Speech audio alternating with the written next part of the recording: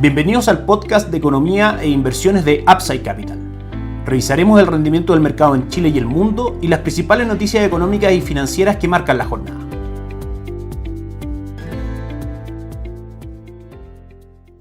Muy buenos días, miércoles 4 de agosto del año 2021. Mi nombre es Ramiro Galeano, soy fundador de Upside Capital. Bienvenidos al podcast de comentario de mercado del día de hoy, mercados en Upside Capital. Para partir les cuento que en Upside Capital somos asesores independientes de inversión para personas y empresas que invierten en el mercado financiero tanto local como global.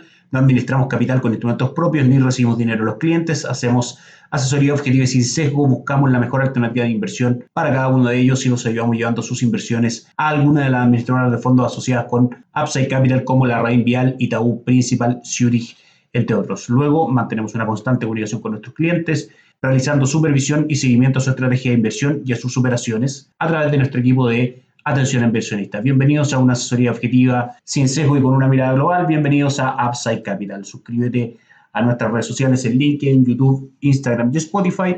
Visítanos en www.upsidecap.cl, déjanos tus datos y te contactaremos para conversar al respecto. Vamos con el mercado local. El día de ayer el piso de los 4.200 puntos volvió a evitar un retroceso mayor para el IPSA, aunque el selectivo de referencia en la bolsa local operó gran parte del día por debajo de ese nivel. Logró recuperarse al cierre y terminar levemente por arriba. Valida con ello la condición de soporte de corto plazo que varios estrategas le han asignado. Pese a ello, el índice cerró con su tercer negativo consecutivo, afectado por la incertidumbre política a nivel local, junto con las preocupaciones respecto a COVID y la recuperación post-pandémica en el ámbito internacional. En detalle, el principal índice bursátil de Chile concluyó con un retroceso de solo un 0.11%, cerrando en 4.207 puntos, pese a haber llegado a tocar un mínimo intradiario en 4.170. El selectivo se vio ayudado a última hora por el salto al cierre de un 8.33% del CCU en una subasta de término de bajos volúmenes. Le siguió Sokimich, que avanzó un 2.54%, y por el contrario, entre los rojos destacó Parque Arauco, cayendo un 2.98%, e Itaú Corp, que cae también el día de ayer un 2.86%. El mercado local a esta hora en las pantallas de Upside Capital cotiza nuevamente con caídas muy leves, un 0.07% cae a esta hora el IPSA. Las acciones que hoy día van ganando terreno, destaca Forus 1.92%, Socobesa un 1.55% y Sokimich B un 1.40%. Entre las mayores caídas, CCU pierde el terreno ganado el día de ayer cayendo un 5.4% o parte de ese terreno, y Latam también destaca cayendo a esta hora un 0.86%. En cuanto a dólar peso, la caída del selectivo local, del IPSA, se da en un mal día para el resto de los activos chilenos, con el peso desolándose frente al dólar también, que subió 11 pesos el día de ayer hasta 776,3, su nuevo máximo desde octubre pasado. Se vio presionado por el cobre, que cayó un 1.58 finalmente en la bolsa de metales de Londres. Ayer en la mañana lo revisamos y venía cayendo cerca de un 2%, recuperó algo de terreno durante la jornada, transándose en $4.35 la libra, y un retroceso general de las monedas emergentes hubo ayer en el mercado. El día de hoy el cobre se mantiene con una presión bajista, cotizando hasta ahora en nuestras pantallas en $4.33 por libra de cobre, cayendo un 1.25% y entrando ya por debajo del soporte o piso que estaba en niveles de 4.36, ya hablando técnicamente. En este minuto, como les decíamos, cotiza en 4.32, sigue cayendo a esta hora, y los niveles objetivos, si es que se mantiene esta tendencia bajista de corto plazo, pueden estar alrededor de los $4.26 por libra de cobre. El dólar peso a esta hora también en nuestras pantallas cotiza en 778,85, sigue subiendo y probablemente el próximo techo a ir a buscar y superar está alrededor de los 790, y luego ya el mercado va a estar mirando con atención lo que haga el tipo de cambio cuando se acerque a niveles de 800 pesos. Recordemos que la normalización monetaria por parte de Estados Unidos, es decir, la disminución de los planes de estímulo y el aumento de tasas de interés, que en palabras simples significan menor cantidad de dólares en los mercados, es una variable que es alcista para el dólar. La incertidumbre política en Chile también es una variable alcista para el dólar, y la caída en el cobre sostenida ya desde fines de julio es también otra variable alcista para el dólar en el corto y mediano plazo. Recordemos que el Ministerio de Hacienda está con un calendario activo de venta de dólares por aproximadamente 500 millones diarios, con un tope de 4.700 millones en el mes de agosto, y aún así el dólar sigue escalando, buscando niveles de 800. Una mala noticia desde el punto de vista de las presiones inflacionarias y de la devaluación del peso chileno frente al dólar, que a la larga eso demuestra también la mayor incertidumbre y el rezago que ha presentado la economía chilena el último tiempo por tanto la pandemia como la incertidumbre política. Mercados extranjeros, el día de ayer el Dow Jones subió un 0.8%, el S&P ganó también un 0.8%, ambos cerca de máximos históricos, mientras que el Nasdaq subió un 0.4%. El movimiento del día de ayer contrastó con los movimientos del día lunes, que finalmente vio una caída en ese día que arrastró al Dow Jones y al S&P 500 al rojo, mientras que el tecnológico Nasdaq había tenido una escasa ganancia el día lunes. A esta hora los principales índices bursátiles en nuestras pantallas cotizan mixtos, cayendo el Dow Jones fuerte hoy día un 0.74%, el Nasdaq sube tímidamente un 0.03%, pero en realidad ya es una cotización plana, y el S&P 500 cae un 0.38%. Dentro de las acciones que el mercado normalmente está pendiente por la capitalización bursátil que presentan, Amazon cae un 0.24%, Apple un 0.3%, Microsoft un 0.72% y Google cae un 0.73%. Facebook en terreno positivo, a diferencia de las anteriores que nombramos, subiendo casi un 1%, un 0.91%. Los mercados alrededor del mundo tuvimos una jornada en Asia bastante positiva, con el índice de Shanghai subiendo un 0.85 y el Hansen de Hong Kong subiendo un 0.88. Las cotizaciones en Europa en general positivas, también cerca de un 0.7%.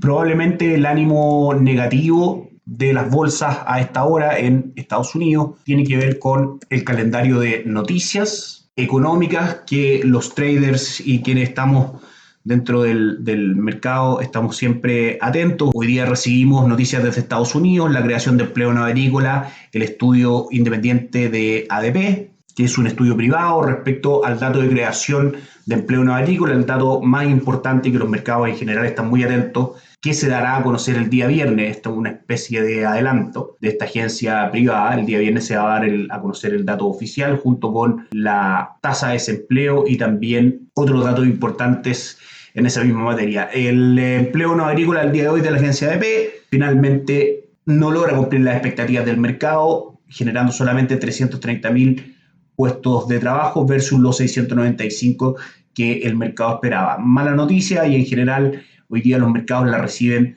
de manera bastante negativa, como dijimos, con el Dow Jones y el S&P 500 cayendo cerca de un 0.7%. Por último, vamos a comentar un poco el rendimiento de los multifondos de la AFP el mes de julio, que volvieron a bajar, y el fondo E extiende su caída anual a menos 11%. En promedio, los multifondos perdieron un 0.42% en el mes, mientras que la alternativa más conservadora del sistema marcó un nuevo récord de descensos. Finalmente, las caídas del fondo E se explican principalmente por los rescates de los fondos de pensiones. La AFP tiene que salir a vender papeles y eso hace obviamente aumentar la oferta y una caída del precio en ese tipo de instrumentos de inversión. También es muy relevante el hecho de las emisiones de deuda constantes que se están haciendo para poder financiar los planes sociales y los gastos en general. Tienden a aumentar también la oferta de papeles y eso hace que el precio de todas maneras tienda a caer también. Eso entre otros factores también relevantes. Y el aumento de las tasas de interés, o el esperado aumento de las tasas de interés por parte del Banco Central, así como también el aumento de la prima por riesgo que Chile ha estado experimentando en el último tiempo. Recordemos que la relación entre los bonos y las tasas de interés es inversa, es decir, si suben las tasas de interés, cae el precio de los bonos. En el último tiempo hemos tenido una alza de tasas de interés y eso también ha repercutido en este nefasto rendimiento del fondo en general del mercado de renta fija. En Upside Capital tenemos opciones para poder reemplazar este tipo de activos, poder asesorarlos de manera objetiva, sin ningún conflicto de interés, poder recomendarles finalmente portafolios de inversión que hayan tenido un mejor retorno el último tiempo y poder ayudarlos con sus inversiones. 6 meses de caída sumó el que hasta hace poco era considerado como el más seguro de los multifondos, algo nunca antes visto. El fondo E de la AFP encabezó nuevamente las pérdidas en julio, en el mismo mes que un cuarto retiro de fondos de pensiones se tomó la agenda. El fondo más cercano a la renta fija nacional reportó una rentabilidad promedio del menos 1.1% y con ella acumuló pérdidas por un 11.1% en lo que va del año. La percepción de incertidumbre sobre el sistema de FP y las perspectivas de mayor gasto fiscal se han sumado al proceso de alza de tasas que ya inició el Banco Central para generar pérdidas de la deuda local, lo que ha impactado a los fondos más conservadores, lo que explicábamos recientemente. En el balance de todo el sistema, los multifondos sumaron 2 meses consecutivos de caídas en julio. En el sexto mes del año registraron una baja del 0.41, lo que se suma a la caída de un 0.9 registrada en junio. En el periodo, solo 2 fondos de mayor riesgo anotaron avance. El fondo A cerró el mes con una rentabilidad del 0.5, seguido por el fondo B con un leve avance del 0.03. En lo que va del año, en tanto, el sistema evidencia una caída de 2% de rentabilidad en promedio. En este balance, solo 2 fondos dan cuenta de desempeño positivo, el fondo A con un alza del 8.1 y el fondo B que refleja una rentabilidad promedio de 4.3% entre enero y julio. Independiente que en general las plata que están en los fondos de pensiones no tienen que ser tradeadas, digamos, ni cambiadas de un fondo a otro producto de los movimientos de mercado de corto plazo.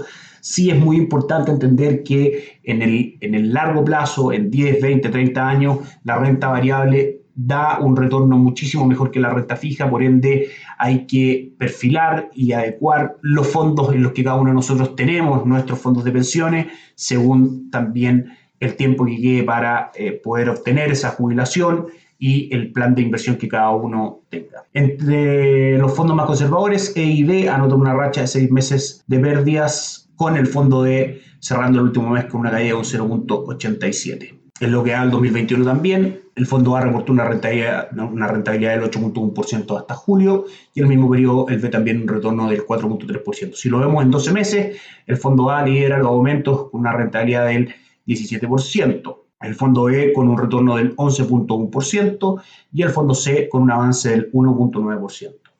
En 12 meses el fondo B cae un 10.4%, mientras que el D reporta una disminución del 6.2% en el mismo lapso. Y ya si lo vemos en 36 meses, en promedio la rentabilidad es del 13.9% y todos los multifondos generan un desempeño positivo, con el fondo A liderando las ganancias con un 22.5%.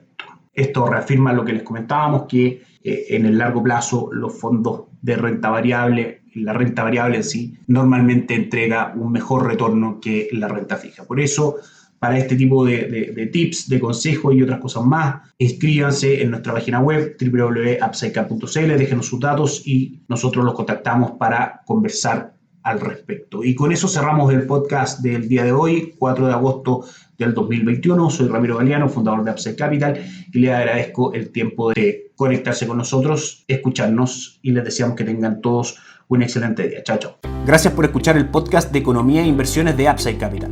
Te invitamos a visitar nuestro sitio web www.upsidecap.cl y contactarnos para brindarte una asesoría objetiva, sin sesgo y con una mirada global para tus inversiones.